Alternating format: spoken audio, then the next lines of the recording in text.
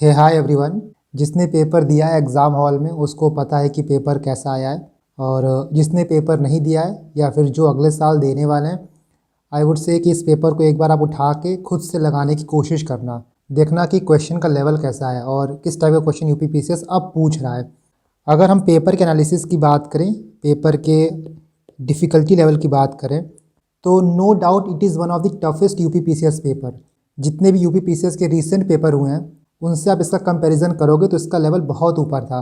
सिर्फ इसलिए नहीं कि पेपर फैक्चुअल था, पेपर यूपी पीसीएस का पेपर फैक्चुअल रहता भी है, पहले भी रहा है। आप देखोगे तो state PCS normally factual paper बनाने के लिए ही फेमस होते हैं।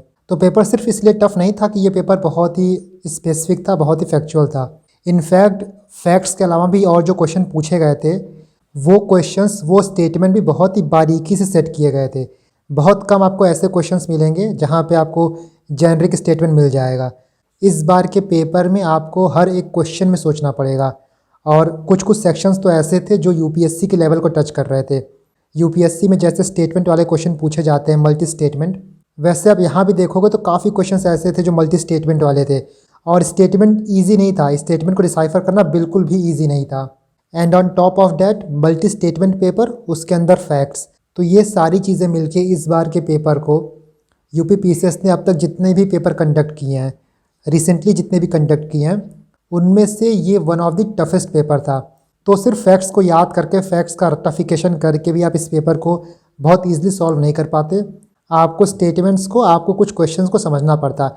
इन फैक्ट्स, अगर हम क्वेश्चन में फैक्ट्स की बात करें, क्वेश्चन में फैक्चुअल क्वेश्चंस की बात करें, तो कुछ क्वेश्चंस इतने ज़्यादा फैक्चुअल थे कि वो चीज़ आप कभी भी नहीं पढ़ पाओगे। इनफैक्ट आप पेपर आज देख लिए उसके बाद भी वो फैक्ट्स शायद ही आप बाद में पढ़ो, क्योंकि ऐसे फैक्ट्स याद करना ना डिज़ायरेबल है, ना फीजिबल है, और ना ही पॉसिबल है।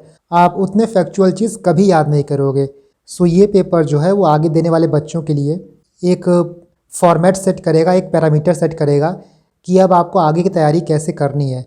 यूपी पीसीएस में कई बार ट्रेंड चेंज होता है, तो मुझे लगता है कि 2024 का पेपर वो पेपर बनेगा जहाँ से यूपी पीसीएस अपने ट्रेंड को बदलेगा, और इसके पीछे काफ़ी रीजंस हैं।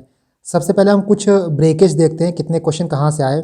हिस्ट्री में एंशिएंट मिडिवल मॉडर्न मिला के 23 क्वेश्चन आया है। पॉलिटी में 22 क्वेश्चन आया है। ज्योग्राफी में ऑलमोस्ट 20 आया है। ये 20 +-2 आप कर सकते हो, क्योंकि बहुत से क्वेश्चन ऐसे होते हैं जो ज्योग्राफी के भी होते हैं और एनवायरनमेंट के भी होते हैं, इनमें ओवरलैप बहुत होता है। एनवायरनमेंट में 12 से 14 क्वेश्चन आया है। इकॉनमी में 20 क्वेश्चन पूछा गया, 20 +-2। साइंस में 18 क्वेश्चन पूछा गया। बाकी करंट अफेयर में आप 28 से 30 क्वेश्चन बोल सकते हो। नाउ देखो, जो पेपर देने गए थे एग्ज़ाम में, एग्ज़ाम हॉल में बैठ के पेपर लगा रहे होंगे, वही सही जज कर पाएंगे कि पेपर कैसा आया है। क्योंकि आप टेलीग्राम पे या फिर कहीं भी सुनोगे, किसी का भी ओपिनियन सुनोगे, जो एग्ज़ाम के बाहर पेपर देखता है उसके लिए पेपर हमेशा इजी होगा। इनफैक्ट आप भी पेपर एग्ज़ाम के बाहर देखोगे ना, तो 2-4 क्वेश्चन आप एक्स्ट्रा ही सॉल्व कर लोगे। एग्ज़ाम के टाइम पे आपको ये ध्यान रखना होगा कि सिचुएशन बहुत ही क्रिटिकल होती है, और ख़ासकर जब ऐसा पेपर आता है जहाँ पे फैक्चुअल क्वेश्चंस बहुत होते हैं। इवन क्रोनोलॉजी में आपसे डायरेक्टली डेट पूछ लिया है। हम लोग मिलिट्री एक्सरसाइज पढ़ते हैं तो ज़्यादा से ज़्यादा हम ये देखते हैं कि किस देश के साथ किया गया है।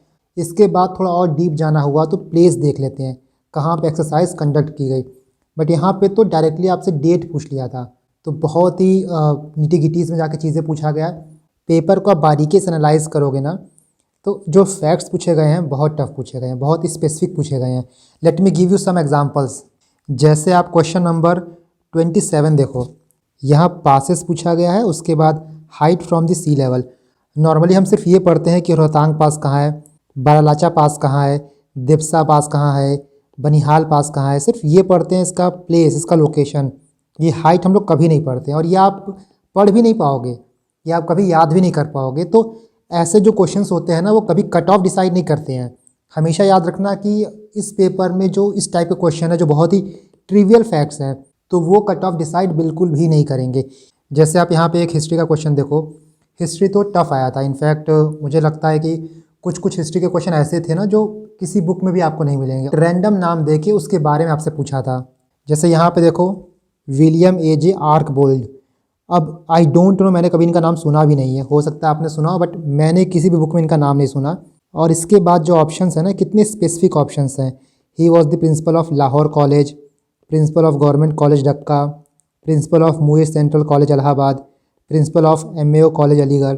इट्स नॉट पॉसिबल कितने ज़्यादा फैक्चुअल चीज़ें या फिर इतना स्पेसिफिक चीज़ कोई भी पढ़ पाएगा, कोई भी याद कर पाएगा। और भी आप पेपर देखोगे तो आपको मल्टीपल जगह मिलेगा जहाँ पे बहुत ही टू द पॉइंट चीज़ें पूछी गई हैं। डेक्कन ट्रैप से क्वेश्चन पूछा गया था और स्पेसिफिक नंबर दिया था 1200 मीटर। अपर ट्रैप जो होता है 450 मीटर होता है, लोअर ट्रैप 150 मीटर होता है।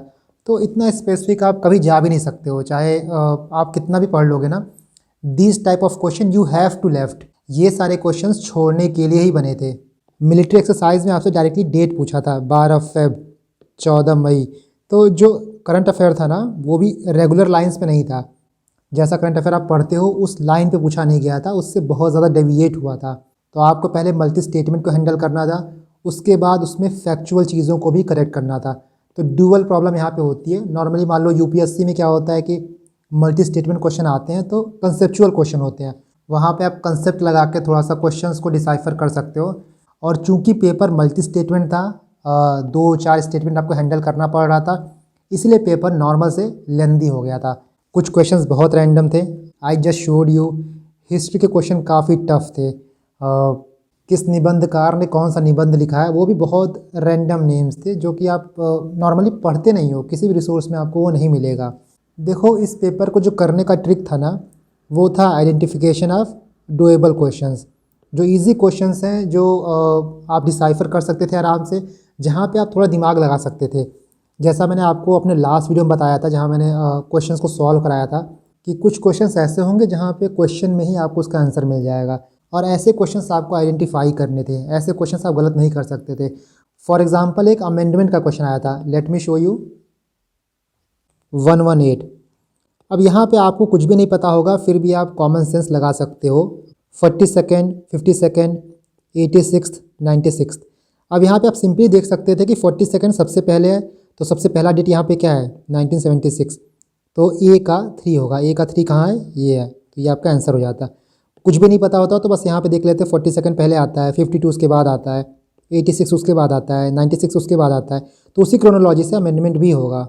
सो इस टाइप के जो इजी क्वेश्चंस थे, जो जहाँ पे आपको डायरेक्टली क्वेश्चन का आंसर मिलता, वो क्वेश्चन आप मिस आउट नहीं कर सकते थे, क्योंकि ये क्वेश्चन ज़रूर से ज़रूर कट ऑफ को डिसाइड करेंगे।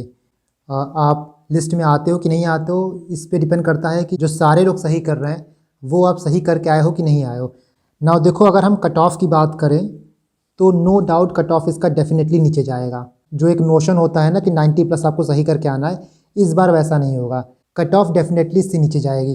किस रेंज में कट ऑफ रहेगी, कितनी रह सकती है, ये हम तब डिसाइड कर पाएंगे जब एक थोड़ा बेसिक आइडिया हो जाएगा कि आप लोग का पेपर कैसा गया है। सो आई वुड से कि इस वीडियो के कमेंट के नीचे आप बताओ कि आपने पेपर कैसा किया है, और इस पेपर का जो आंसर की है वो मैं कल अपलोड कर दूंगा, और उसके बाद आप देख के बताना कि उसमें से कितना आपका सही हो रहा है और कितने मार्क्स आपके बैठ रहे हैं। नेक्स्ट हम एक पोल करेंगे, उसके बाद हम देखते हैं कि पेपर सबका कैसा गया और कट ऑफ किस रेंज में रह सकती है।